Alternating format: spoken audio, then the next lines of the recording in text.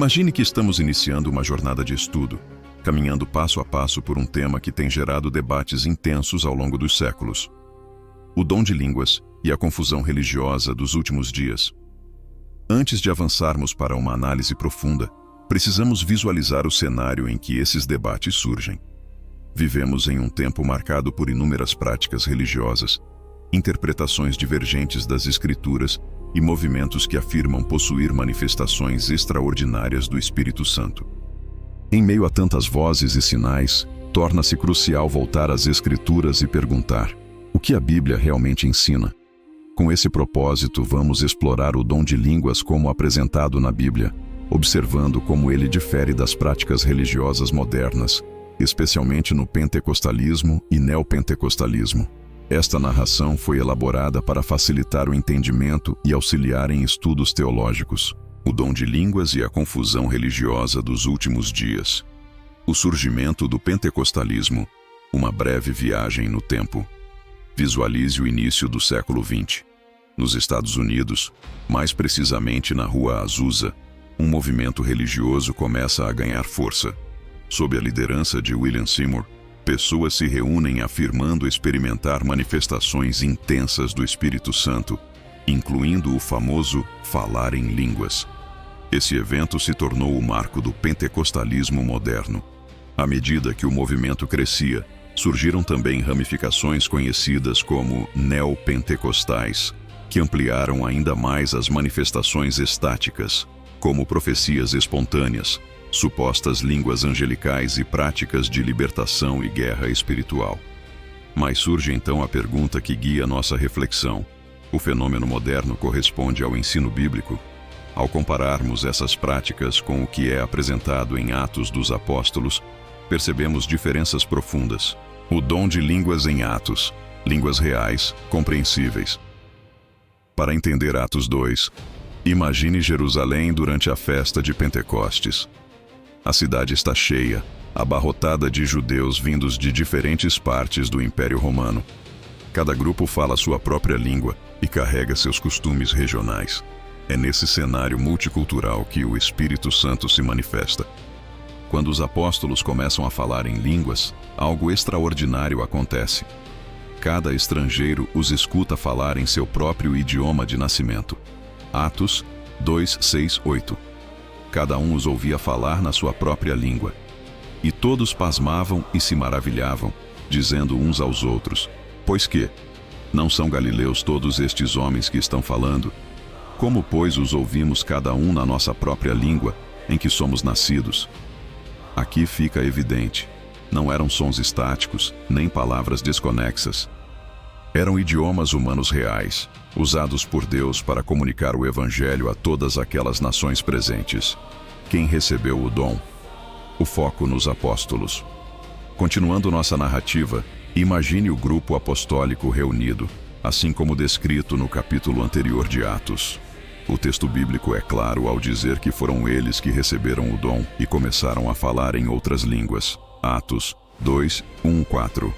Cumprindo-se o dia de Pentecostes, estavam todos reunidos no mesmo lugar, e todos foram cheios do Espírito Santo e começaram a falar noutras línguas. Esse todos se refere aos apóstolos.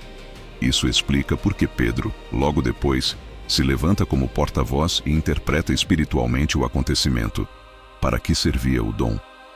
Um propósito missionário.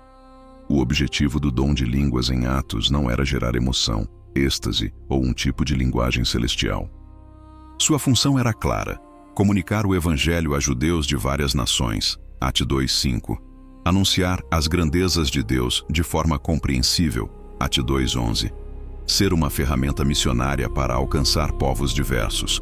Nada no texto sugere que o dom era uma linguagem espiritual privada ou uma vocalização sem significado.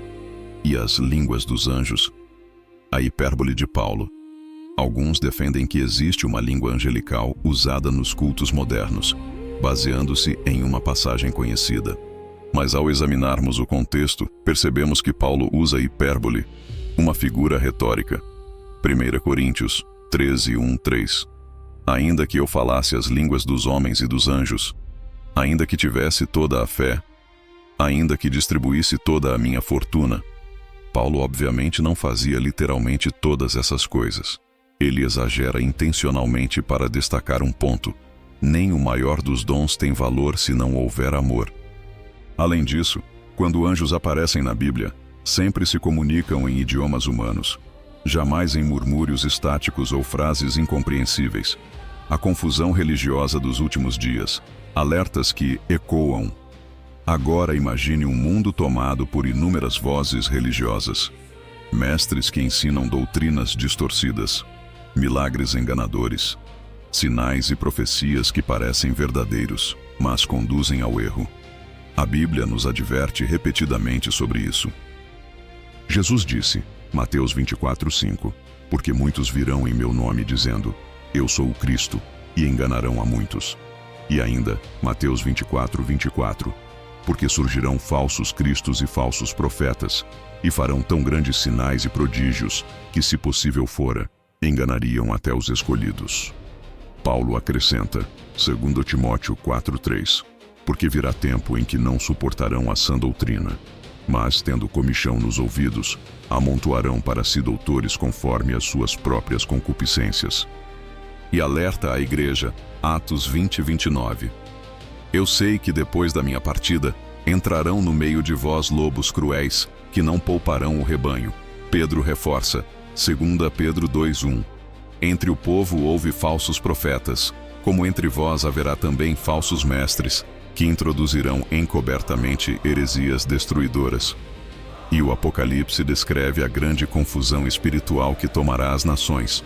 Apocalipse 18, 2, 3. Caiu a grande Babilônia, porque todas as nações beberam do vinho da fúria da sua prostituição.